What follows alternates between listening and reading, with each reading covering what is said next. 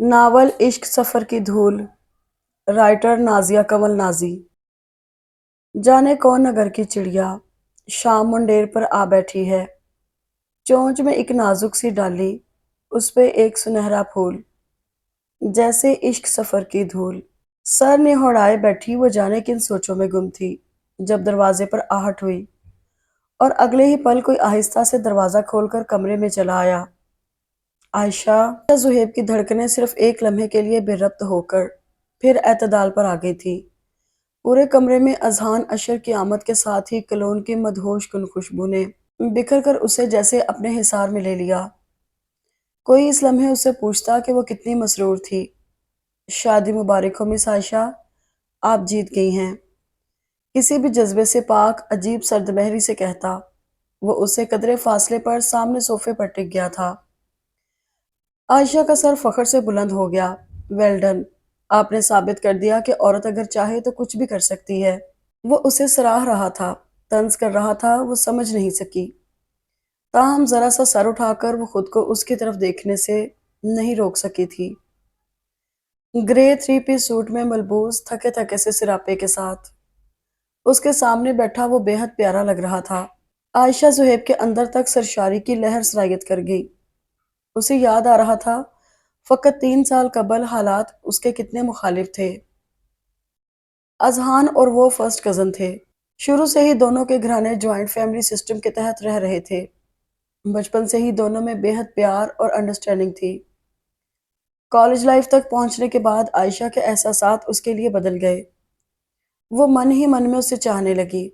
इसकी एक वजह घर वालों की वो बातें भी थी जो उसने छुपकर अपनी और अजहान की शादी के मुतालिक सुनी थी। बीएससी के बाद अजहान के सर पर अमेरिका जाकर पढ़ने का भूत सवार हो गया। चुनाचे जिद करके घर वालों की ख्वाहिशों और आयशा के जज्बात की परवाह किए बगैर वो न्यूयॉर्क चला गया।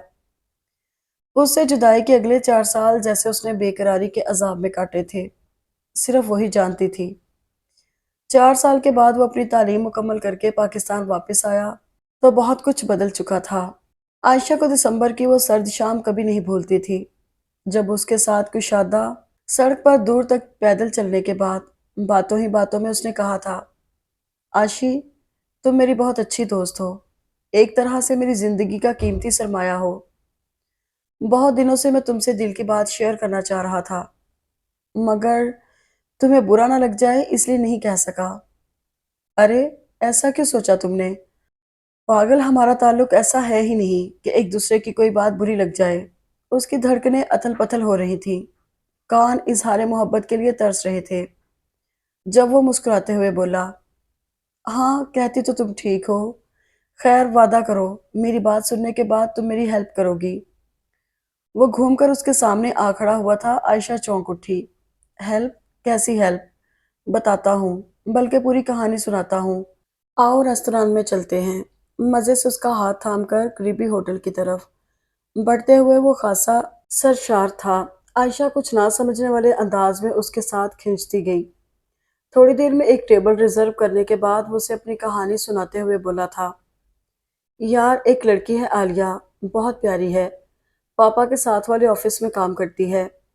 पहली बार मैंने उसे न्यूयॉर्क में देखा था। वो वहाँ अपनी एक आंटी के साथ रहती थी। उन आंटी का सलूक उसके साथ बहुत नारवा है। यूं समझ लो मुलाजमों जैसा सलूक करती हैं उसके साथ। मेरे इसरार करने पर वो पाकिस्तान आई है। यहाँ उसके वालिद और सौतेली माँ के साथ सौतेले बहन भाई भी हैं। बाप शुगर के मरीज हैं, लिहाजा सौतेली माँ का साथ भी किसी अजाब से कम नहीं। मैंने ही उसे यहाँ जॉब दिलवाई है। तुम मुझसे मिलोगी ना आयशा, तुम मेरी पसंद को दाद दोगी। उसे इतना शौक है तुमसे मिलने का। मगर मैं टाल रहा था। मेरा ख्याल था शायद तुम्हें मेरा किसी और लड़की से मोहब्बत का इजहार करना अच्छा ना लगे। उसके जज्बात की परवाह किए बगैर वो उसे अपने दिल के मौसमों की कहानी सुना रहा था और आयशा यूं हवन्नकों के मानिंद उसका चेहरा देख रही थी, जैसे वो उसके किसी लफ्ज पर यकीन ही ना कर पा रही हो। अजहान को उसकी हालत का एहसास हुआ तो उसने पूछा, क्या हुआ? तुम तो स्टैचू बन गई हो, सब ठीक तो है ना? वो उसकी खुफिया मोहब्बत के एहसास से आगाह नहीं था। ये एहसास ही उसकी शरियानों में शदीद दर्द की सूरत सरायत कर गया था। وہ اس لمحے خود کو چاہ کر بھی اس کے سامنے کمپوز نہیں کر سکی تھی۔ میرا خیال ہے اس وقت ہمیں گھر چلنا چاہیے۔ اس میٹر پر گھر جا کر بات کریں گے۔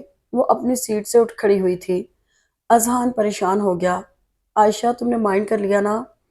دیکھو، میری زندگی میں تمہارا مقام الگ ہے اور اس کا الگ۔ وہ اب گھبرا کر وضاحت پیش کر رہا تھا، مگر وہ سنی انسنی کرتی آگے بڑھائی۔ کتنا مشکل تھا اسے کسی کے ساتھ شیئر کرنا، کسی اور کے حوالے سے سوچنا۔ وہ خودداری سے خالی نہیں تھی، مگر دل کے معاملے میں خود غرض بن گئی تھی۔ لہٰذا اس سے کچھ بھی کہنے کے بجائے اس نے سیدھے اپنی ماں سے رجوع کیا تھا۔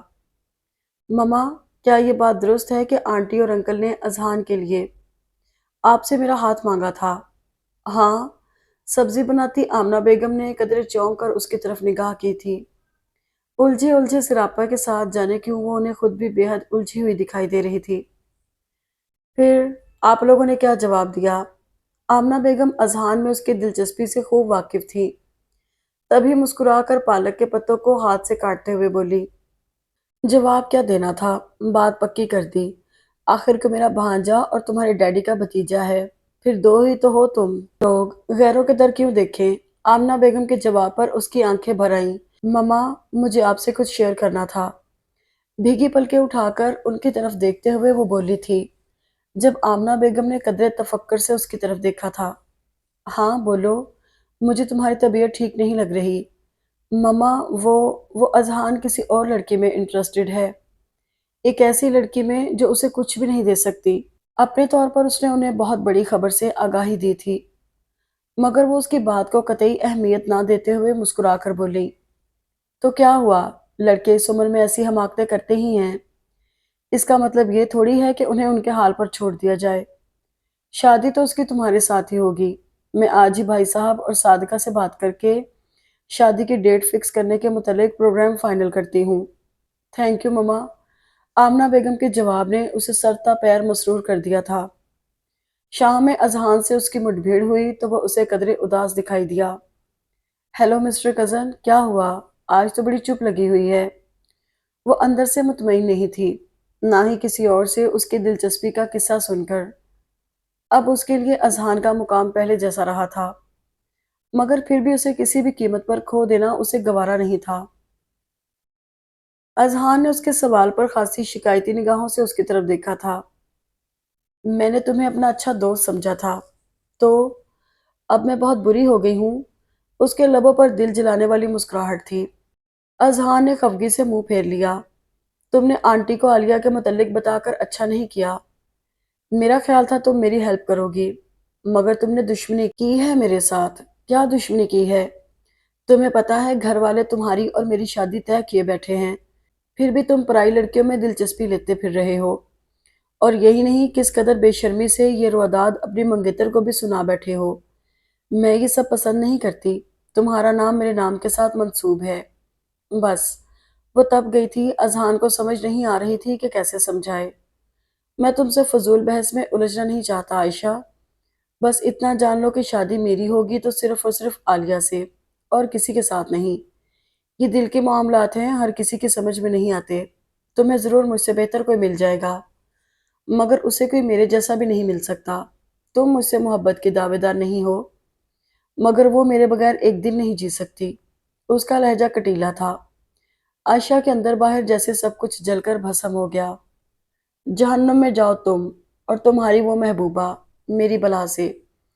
اس وقت غصے کی شدت میں وہ محض یہی کہہ کر اپنے کمرے میں چلی آئی تھی، مگر بعد میں اپنی پھٹتی شریانوں کو دونوں ہاتھوں سے دبائے وہ اسے اکیلے میں جانے کیا کیا سناتی رہی تھی۔ اذہان نے اب زیادہ وقت گھر سے باہر گزارنا شروع کر دیا تھا، اور یہی بات اس کے لیے مزید دکھ و اذیت کا باعث بنی تھی۔ جب تک وہ گھر واپس نہ آ جاتا، وہ جلے پیر کی بلی کی مانند لاؤنج اور اپنے کمرے میں چکر لگاتی رہتی۔ اذہان نے اسے بلانا چھوڑ دیا تھا، سر راہ سامنا ہونے پر بھی کترا کر گزر جاتا، جس پر جانے کتنی ہی بار وہ ہرٹ ہو کر رہ چکی تھی، مگر اسے پرواہ نہیں تھی۔ ماضی کی کوئی بات، کوئی لمحہ جیسے اسے یاد ہی نہیں تھا۔ مرد ذات کی اس درجہ بے وفائی سے آشنائی کا یہ اس کا پہلا تجربہ تھا۔ اسے محض گمان ہی نہیں، پکا یقین بھی تھا کہ شادی کے بعد سب کچھ ٹھیک ہو جائے گا، مگر ایسی نوبت آنے سے پہلے اذہان نے ہنگامہ کھڑا کر دیا تھا۔ وہ سب اس وقت لاؤنج میں ہی بیٹھے شام کی چائے پی رہے تھے جب اذہان آفس سے جلد اٹھایا۔ اسے لاؤنج میں قدم دھرتے دیکھ کر صادقہ بیگم نے چھیڑنے والے انداز میں کہا تھا، اپنی روٹین درست کر لو اذہان، بہت جلد ہم تمہاری اور عائشہ بیٹی کی شادی کی ڈیٹ فکس کر رہے ہیں، کچھ ذمہ داری پکڑ لو اب۔ ان کے الفاظ پر جہاں عائشہ کو خوشی ہوئی تھی، وہیں صادقہ بیگم کے شوہر خالد کنی صاحب اور آمنہ بیگم کے شوہر باسط صاحب بھی دھیمے سے مسکرا اٹھے تھے۔ مگر اذہان کے تیور بدل گئے مگر اذہان کے تیور بدل گئے تھکے تھکے سے انداز میں خود کو صوفے پر گراتے ہوئے وہ خاصے ادب سے بولا تھا، آئی ایم سوری مما، میں عائشہ سے شادی نہیں کر سکتا۔ کیوں؟ اس کے الفاظ نے وہاں بیٹھے سب لوگوں کو حیران کیا تھا۔ عائشہ خود پہلو بدل کر رہ گئی۔ کیوں؟ کیونکہ میں کسی اور لڑکی میں انٹرسٹڈ ہوں اور اس بارے میں آنٹی کو سب کچھ تفصیلاً بتا چکا ہوں۔ کیا بکواس ہے یہ؟ خالد کرنی صاحب اس کے قطعی غیر متوقع جواب پر خاصے بھرنا کر اٹھے تھے۔ وہاں بیٹھے دیگر افراد میں بھی اس کے الفاظ سے تشویش کی لہر دوڑ گئی تھی۔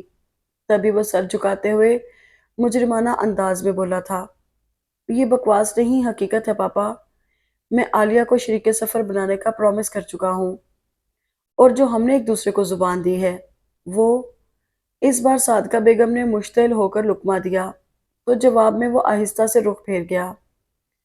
میں اس کے لیے آپ سے معذرت خواہ ہوں، آپ عائشہ کے لیے کوئی اور اچھا سا لڑکا ڈھونڈ لیجئے، میں بات کو بگاڑنا نہیں چاہتا۔ لہٰذا تحمل سے کہنے کے ساتھ ہی بڑے بڑے قدم اٹھاتا اپنے کمرے کی طرف بڑھ گیا تو صادقہ بیگم اور خالد کرنی صاحب سر پکڑ کر بیٹھ گئے۔ اگلے روز صبح ہی صبح ناشتہ کیے بغیر عائشہ اپنی گاڑی لے کر گھر سے نکل کھڑی ہوئی۔ گزشتہ روز مارکیٹ سے گھر آتے ہوئے اتفاقیہ طور پر اس نے اذہان کو اس کی محبوبہ عالیہ کے ساتھ گاڑی میں بیٹھے ہوئے دیکھا تھا۔ تقریباً 1 گھنٹے تک اس نے ان دونوں کا تعاقب کیا تھا۔ پھر جب اذہان اسے اس کے گھر ڈراپ کر کے تنہا واپس گیا تب وہ گھر لوٹی تھی۔ آج اس کا ارادہ اس لڑکی کے روبرو جا کر اسے خوب بے عزت کرنے کا تھا۔ وہ قدم پیچھے ہٹانے والوں میں سے نہیں تھا۔ اب وہ لڑکی ہی کچھ کر سکتی تھی، لہٰذا کسی کو بتائے بغیر وہ اسی گھر کی طرف چلی آئی جہاں کل اس نے اذہان کو اسے ڈراپ کرتے ہوئے دیکھا تھا۔ گھر باہر سے جتنا خوبصورت دکھائی دے رہا تھا، اندر سے اس کی خوبصورتی اس سے بھی کہیں بڑھ کر تھی۔ اس کے بیل دینے کے جواب میں ایک چھوٹے سے بچے نے دروازہ کھولا تھا۔ وہ اسی سے عالیہ کا پوچھتے ہوئے گھر کے اندر چلی آئی جہاں ایک نفیس سی صحت مند عورت کچن میں گھسی شاید کسی بچے کے لیے دودھ کا فیڈر تیار کر رہی تھی۔ السلام علیکم آنٹی۔ اپنی اور مقابل ہستی کی عمر میں فرق کا اچھی طرح موازنہ کرنے کے بعد اس نے سلام جھاڑا تھا۔ جواب میں وہ اس کی طرف نگاہ کرتے ہوئے عام سے لہجے میں بولی، وعلیکم السلام، میں نے پہچانا نہیں آپ کو۔ کیسے پہچان سکتی ہیں؟ میں فرسٹ ٹائم تو آئی ہوں۔ آپ غالباً عالیہ کی مما ہیں۔ وہ خوش ذوقی کا مظاہرہ کر رہی تھی۔ خاتون نے فوراً اثبات میں سر ہلا دیا۔ ہاں جی، آپ اس کی دوست ہیں؟ نہیں، مجھے اس کے بارے میں آپ سے کچھ بات کرنی تھی۔ بیٹھیے۔ اس کے الفاظ نے انہیں قدرے متفکر کر دیا تھا۔ وہ ان کے قریب ہی سائیڈ والے صوفے پر بیٹھ گئی۔ مس عالیہ کیا اس وقت گھر پر ہوں گی؟ نہیں، اس ٹائم اکیڈمی جاتی ہے، وہ عصر تک واپس آئے گی۔ بات کیا ہے؟ بہت امپورٹنٹ بات ہے آنٹی، سمجھ میں نہیں آ رہا آپ کے سامنے کن الفاظ میں بیان کروں۔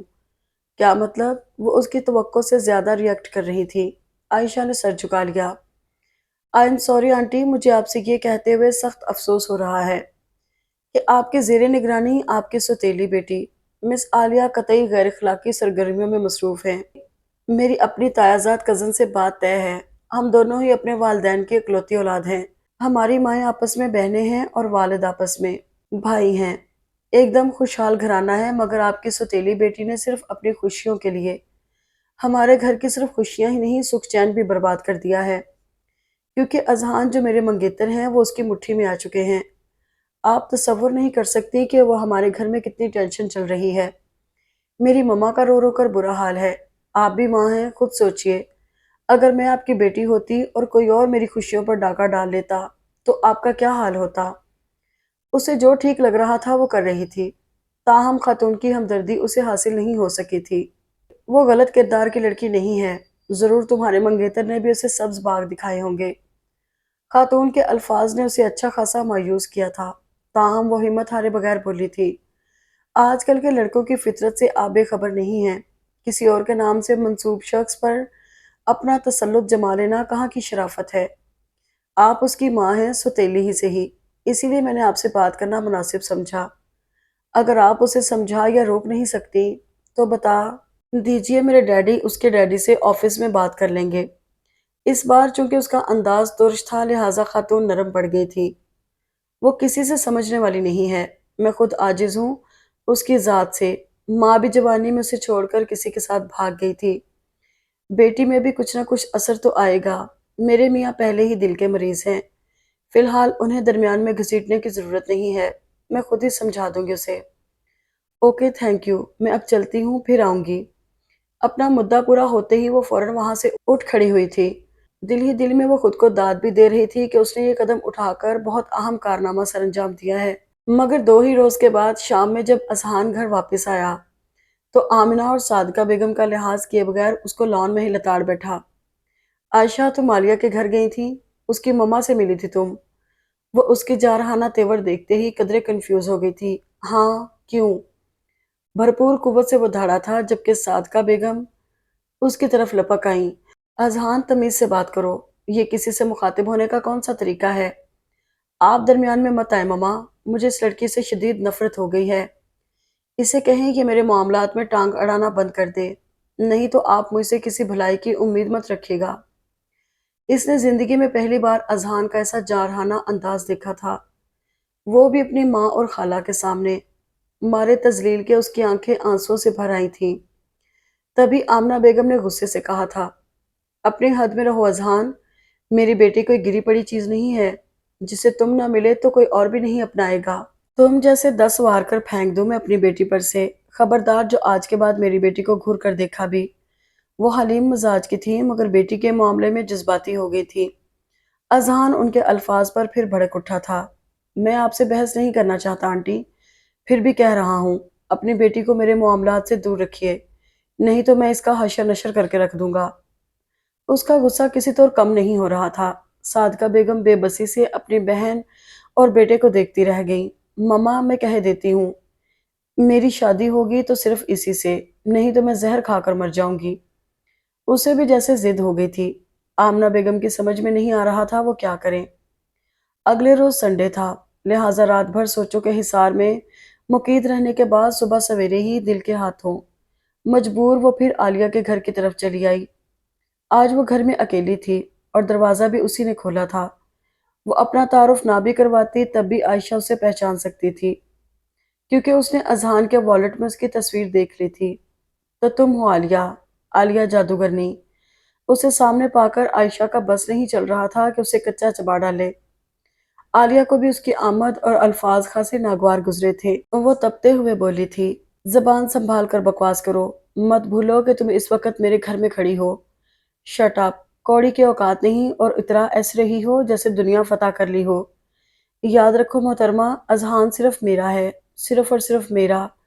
تمہاری بھلائی اسی میں ہے کہ چپ چاپ اس کے راستے سے ہٹ جاؤ، وگرنہ تمہارا میں وہ حال کروں گی کہ خود اپنے آپ کو آئینے میں نہیں پہچان سکو گی۔ تو کر دو، ابھی تک کچھ کر کیوں نہیں سکی؟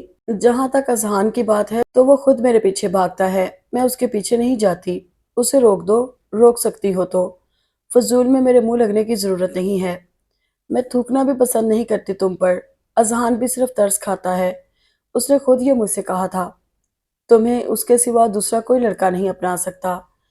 تمہیں برا لگتا ہے تو لگے، مگر سچ یہی ہے کہ تم ایک بدکردار لڑکی ہو، دوسروں کے حق پر ڈاکہ ڈالنے والی ڈائن ہو تم۔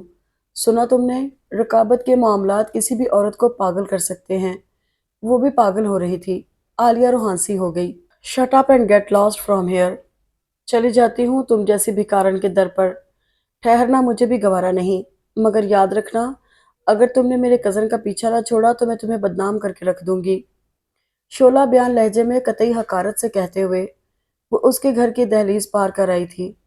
جس وقت اپنی گاڑی میں بیٹھ رہی تھی عین اسی لمحے اس نے اذہان کو عالیہ کے گھر کے سامنے موٹر بائیک روکتے ہوئے دیکھا تھا۔ دل کے اندر پھر دکھ کی ٹیس اٹھی، مگر وہ ضبط کرتی خاصی ریش ڈرائیونگ کے ساتھ گھر واپس پلٹ آئی۔ دوپہر میں وہ پھر سخت تیش کے عالم میں اس کے سر پر کھڑا دھاڑ رہا تھا۔ तुम अपनी हरकतों से बाज आओगी कि नहीं? तुम्हारी जुर्रत कैसे हुई आलिया से बदतमीजी करने की? कितनी तकलीफ हो रही थी उसे अपनी महबूबा के हर्ट होने पर। आयशा के अंदर तक जैसे धुआं भर गया। चिल्लाओ मत, मेरा जो दिल चाहेगा मैं करूंगा। ये मेरा और उस चुड़ैल का मामला है। तुम्हें फजूल में अपना खून जलाने की जरूरत नहीं है। Shut up. तुम रोज बरोज अपनी हदें क्रॉस करती जा रही हो। याद रखो, मैं तुम्हें हरगिज उसका दिल दुखाने की इजाजत नहीं दूंगा। मत दो। मुझे तुम्हारी इजाजत की जरूरत भी नहीं है। उस पराई लड़की के लिए इतनी तकलीफ हो रही है जिसकी 2 टके की औकात नहीं। और यहाँ बचपन की दोस्त सगी कजन तुम्हारी वजह से कांटों पर लौट रही है। उसका कोई ख्याल नहीं। वो उससे गिला करना नहीं चाहती थी, मगर कर बैठी थी। जवाब में अजहान ने तनफ्फुर से सर झटका था। जहन्नुम में जाओ तुम, मेरी बला से। ऐसी फजूल हरकतों से तुम कभी मुझे नहीं पा सकती। उल्टा अपना ही नुकसान करोगी। जो नुकसान हो चुका है, क्या उससे बड़ा भी कोई नुकसान हो सकता है? कितनी मजबूर थी उसके मामले में वो, दिल के हाथों। काश वो समझ सकता। उसकी आंखें नम हो रही थी, मगर वो उसकी तरफ निगाह डाले बगैर वापस पलट गया था। इन दिनों आयशा के समझ में नहीं आता था कि वो ऐसा कौन सा वजीफा करे जिससे वो वापस उसकी दस्तरस में आ जाए। हर वक्त सोचने और परेशान रहने से ना सिर्फ असाब कमजोर हो गए थे, बल्कि सेहत भी तेजी से गिरने लगी थी। उस रोज सुबह शब भर बेदार रहने के बायस वो खासी लेट उठी थी। लिहाजा डाइनिंग टेबल पर दोपहर के खाने के लिए सब्जी बनाती सादका बेगम और आमना बेगम के पास आ बैठी, जो अजहान और उसकी महबूबा के मौजू को ही डिस्कस कर रही थी।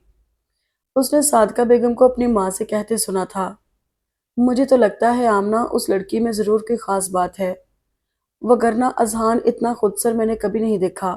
कल रात तुम देखती, बड़े निडर अंदाज में अपने बाप से कह रहा था कि अगर हम उस लड़की के घर उसका प्रपोजल लेकर ना गए तो वो घर छोड़कर चला जाएगा। अकलौती औलाद है, मेरा तो कलेजा जल रहा है। अजीब मुश्किल में डाल दिया है इस लड़के ने। सन से कोई तीर जैसे उसके दिल के आर पार हुआ था जब आमना बेगम ने जवाब दिया, तो कर दें बेटे की खुशी पूरी आपा। जोर जबरदस्ती के रिश्ते तो वैसे भी पायदार नहीं होते। फिर मेरी बेटी के लिए माशाल्लाह अच्छे रिश्तों की कमी नहीं है। मैं तो इन बच्चों के अकलौते होने की वजह से इनका दायमी साथ चाहती थी। अब तो ये किसी सूरत मुमकिन ही नहीं है।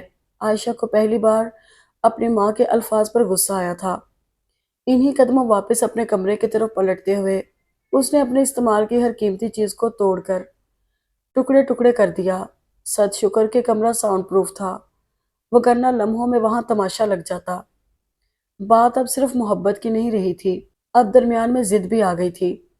उसे अपने मुकाबिल अजहान की निगाहों में जची वो कम हैसियत लड़की बहुत छोटी लग रही थी, जिसने उससे उसका सुकून छीना था, ख्वाब छीने थे। बेकरारी सी बेकरारी थी। पूरा वजूद जैसे एक अजीब सी अनदेखी आग में जल रहा था। बाहर तेज बारिश हो रही थी, मगर वो कमरे में बंद थी। सादका बेगम और खालिद करनी साहब अजहान के मजबूर करने पर आलिया के घर प्रपोजल लेकर गए थे और उन्हें वो पसंद भी आ गई थी, मगर ये बात आयशा को पसंद नहीं आ सकी थी। गमो गुस्से की आग में जलते हुए उसने पूरे 16 रोज उसी शिशोपन में बिता दिए थे कि अब वो क्या करे। बुजुर्गों के फैसले में टांग अड़ाकर जबरदस्ती अपने मनवाने से अब उसका दिल बेजार हो चुका था। लिहाजा सोच सोच कर, इससे पहले कि वो तकदीर के फैसले के सामने हथियार फेंक देती, उसे याद आ गया, मोहब्बत और जंग में सब जायज होता है। चुनाचे मौसम सरमा की एक सुनहरी सुबह में आखिरी बार जब उसने अजहान और आलिया को इकट्ठे शादी की शॉपिंग खुशगवार अंदाज में करते देखा, तो उसने तय कर लिया कि ये शादी होने से कबल या तो वो खुद मर जाएगी या उसे मार डालेगी, जो दुनिया में उसका सुख चैन बर्बाद करने चली आई थी। और फिर उसने जैसा सोचा वैसा ही किया। किस्मत उस पर मेहरबान थी।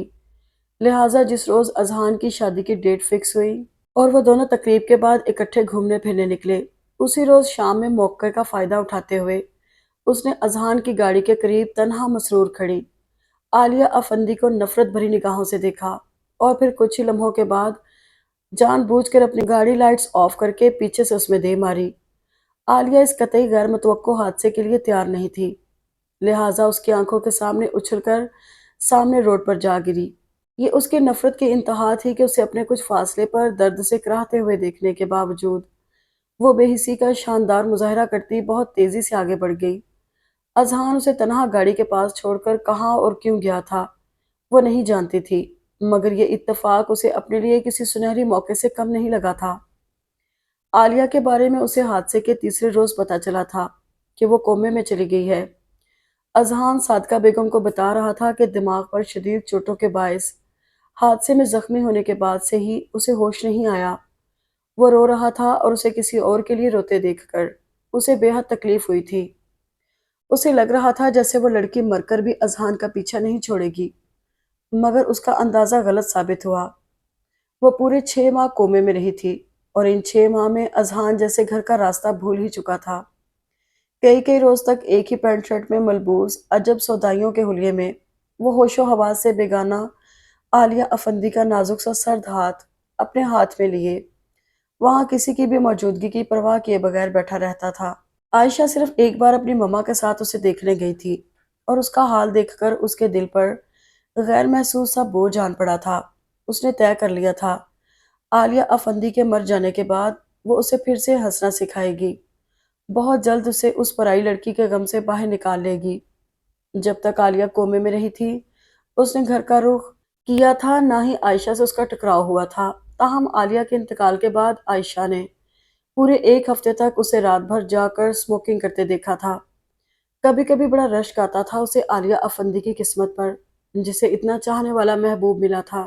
وہ اذہان کے لیے ملول تھی اور دل و جان سے اسے پھر سے اپنی طرف راغب کرنے کی کوشش کر رہی تھی کہ ایک روز اس نے خود لاؤنج میں شام کی چائے پیتے ہوئے کرنی صاحب سے کہہ دیا، پاپا میں عائشہ سے شادی کرنا چاہتا ہوں۔ اس کی اس رضامندی پر جہاں صادقہ بیگم اور خالد کرنی صاحب خوشی سے کھل اٹھے تھے، وہیں آمنہ بیگم اور باسط صاحب کی نیم رضامندی بھی رضامندی میں بدل گئی کہ اپنی بیٹی کی خوشیاں انہیں بھی ہر چیز سے پیاری تھی۔ یوں بالآخر ہر مشکل امتحان میں اپنی تقدیر سے لڑنے کے بعد وہ اپنی محبت کو پانے میں کامیاب ہو گئی تھی۔ اس کا محبوب بنا کسی کے استعمال میں آئے اب اس کا مجازی خدا بن کر اس کے سامنے بیٹھا تھا۔ گو اب بھی اس کی آنکھوں میں وحشت اور ویرانی تھی، مگر اسے پرواہ نہیں تھی۔ اسے خوشی تھی کہ وہ ایک عام سی لڑکی سے ہاری نہیں ہے۔ تبھی شرم و حیا اور سارے اصول و قواعد ایک سائڈ پر رکھ کر وہ اپنا بھاری لہنگا سنبھالتی بیڈ سے اتر کر اس کے پاس نیچے قالین پر بیٹھ گئی تھی۔ دیکھ لو اذہان، میری محبت سچی تھی، اسی لیے تم میرا نصیب بن گئے۔ کیا کیا رکاوٹیں نہیں آئیں ہمارے ملن میں، مگر اللہ نے ساری رکاوٹیں دور کری۔ تم دیکھنا میں تم سے اتنا پیار کروں گی کہ بہت جلد تم اس عالیہ افندی کی وقتی محبت کے سحر سے نکل آؤ گے۔ اس کے لہجے میں کہیں کسی دکھ، خفت یا احساس جرم کا عکس نہیں تھا۔ اذہان کے ہونٹوں پر پھیکی سی تلخ مسکراہٹ بکھر گئی تھی۔ وہ بولا تو اس کا لہجہ بھرپور اداسی میں ڈوبا ہوا تھا، تمہیں پتہ ہے عالیہ افندی سے میری پہلی ملاقات کہاں ہوئی تھی؟ نہیں۔ اسے پھر عالیہ افندی کا ذکر سننا ناگوار گزرا تھا، مگر وہ ضبط کر گئی۔ اذہان جیسے پھر اس کی یادوں میں کھو گیا۔ اس سے میری پہلی مڈبھیڑ ہسپتال میں ہوئی تھی، جب ڈاکٹرز نے اس کی مما کی زندگی بچانے کی بھرپور کوشش کرنے کے باوجود ان کی ڈیتھ پر اسے ایکسکیوز کیا تھا۔ میں پاس ہی تھا، میرے ایک دوست کا آپریشن ہونا تھا، اسی سے ملنے کے لیے وہاں گیا تھا۔ جب میں نے ہسپتال کے قریب گاڑی روک کر بلڈنگ کے اندر قدم رکھے، اس کی مما کو گاڑی میں ڈالا جا رہا تھا اور وہ ان کے مردہ وجود سے لپٹ کر بچوں کی طرح دھاڑے مار مار کر رو رہی تھی۔ اسے یوں بے دردی سے روتے دیکھ کر میرا دل اس کے لیے پسیجا تھا۔ میں اسے ترہم بھری نظروں سے دیکھ رہا تھا اور وہ اپنی ماں کی ڈیڈ باڈی کے ساتھ خود بھی گاڑی میں سوار ہو کر میری نظروں سے اوجھل ہو گئی تھی۔ میرا ذہن اسے بھول نہیں پا رہا تھا۔ گو میرے دوست کی بھی ڈیتھ ہو گئی تھی، مگر پھر بھی اس کا بے دردی سے رونا مجھے نہیں بھولتا تھا۔ اور پھر چند ہی روز کے بعد شہر خاموشہ میں اس سے میری دوسری مٹبھیڑ ہوئی۔ پہلی بار ٹکراؤ پر میں اسے تسلی کا ایک لفظ بھی نہیں کہہ سکا تھا، مگر یہ دوسرا موقع گنوانا میرے لیے کسی حماقت سے کم نہیں تھا۔ لہٰذا میں اس کی طرف بڑھا۔ وہ اپنی ماں کی قبر پر پھول رکھنے کے بعد آنکھیں بند کیے بے آواز رو رہی تھی۔ جب میرے پکارنے پر اس نے آنکھیں کھولی اور میرا دل جیسے ان آنکھوں کی نمی میں ڈوبتا چلا گیا۔ اگلے بہت سے دن سرد موسم کو انجوائے کرتے ہوئے ہم نے ایک دوسرے کے ساتھ بتائے تھے۔ میں اسے اداسی کے حصار سے باہر نکالنا چاہتا تھا، کیونکہ مجھے اس کے چہرے پر مسکراہٹ بہت اچھی لگتی تھی۔ اپنی ماما کی وفات کے بعد اس نے ڈے کیئر سینٹر جوائن کر لیا تھا، جہاں دن بھر وہ ننھے منھے بچوں کے ساتھ ان میں پیار اور خوشیاں بانٹتی اور شام میں گھر لوٹ آتی۔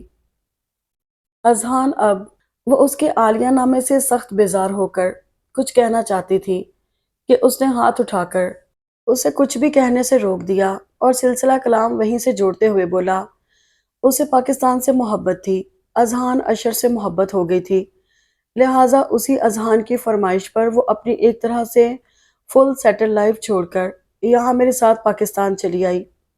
اس کی محبت کے چھپے ہوئے راز مجھ پر یہاں افشاں ہوئے۔ مجھے چھینک بھی آتی تھی تو وہاں اس کا دل تڑپ اٹھتا تھا۔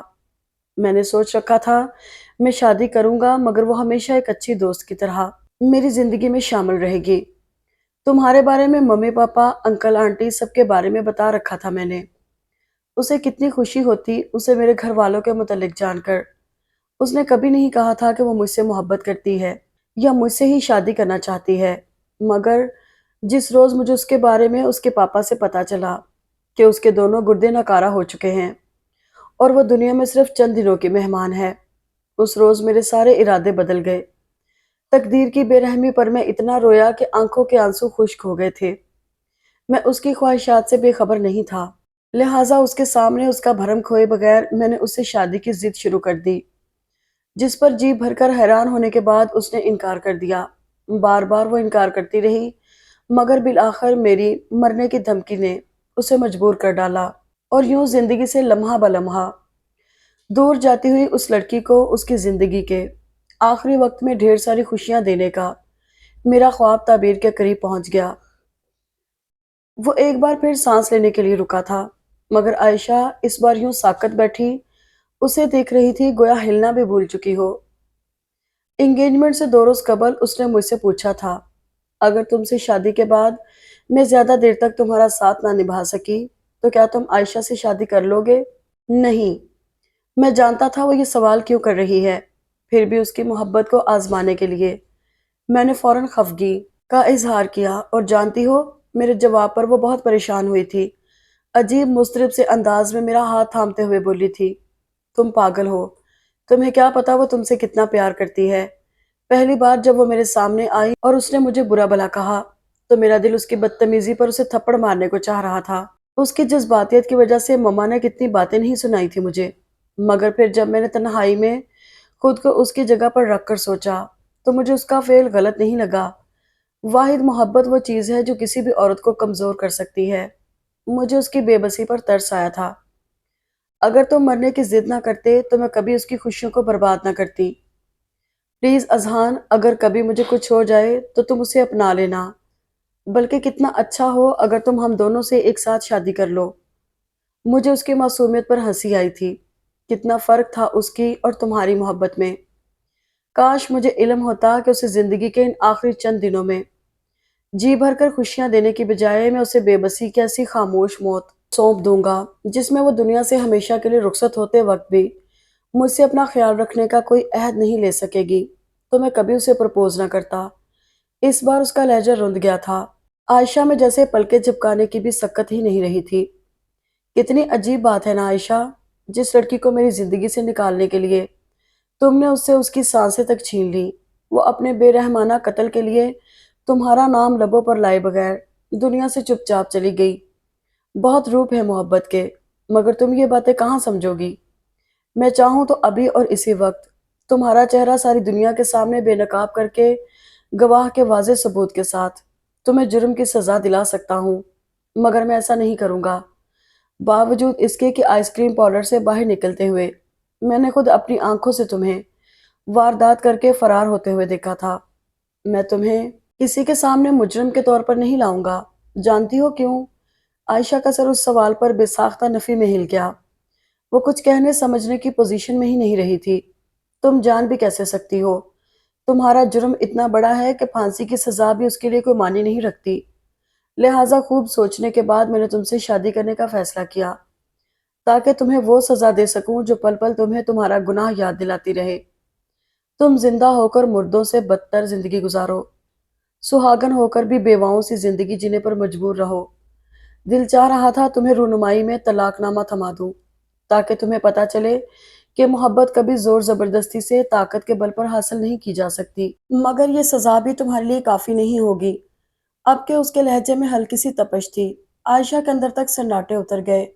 میں نے تم سے شادی تو کر لی ہے، مگر تمہارے ساتھ زندگی گزارنے کے بارے میں سوچ نہیں سکتا۔ میں کل صبح نیو یارک جا رہا ہوں۔ مجھے نہیں معلوم کہ میں کب واپس آؤں گا یا نہیں آؤں گا۔ تم انتظار کی تپش میں جھلسنا چاہتی ہو تو ضرور جھلسنا، اور اگر خلا لینے کی خواہش مند ہو تو ایسا بھی کر لینا۔ میں نہ تمہیں طلاق دوں گا اور نہ ہی بساؤں گا۔ شاید میں کبھی تمہیں معاف کر دوں تو واپس آ جاؤں، مگر مجھے نہیں لگتا کہ میں تمہیں معاف کر سکوں، کہ معاف کرنا بہت مشکل کام ہوتا ہے۔ بہت بڑے لوگ ہوتے ہیں جو معاف کر دیا کرتے ہیں۔ میں اپنے آپ میں یہ ظرف نہیں پا رہا کہ میں تمہیں معاف کر سکوں۔ فی الحال گھر میں کوئی میرے ارادوں سے باخبر نہیں۔ یوں بھی میں اپنی جنگ میں اپنے پیاروں کو گھسیٹنا بھی نہیں چاہتا۔ اب تم جو دل چاہے کرو، کہ من مانی کرنے میں تو ہمیشہ سے ماہر رہی ہو۔ وہ اس پر ایک نفرت بھری نظر ڈال کر اٹھ گیا، اور وہ اس کو جاتے ہوئے یوں دیکھتی رہی جیسے پتھر کی کوئی مورت ہو۔ اگر آپ کو یہ ناول پسند آیا ہو تو کمنٹ باکس میں ضرور بتائیے گا، اور چینل کو سبسکرائب اور لائک ضرور کیجیے گا۔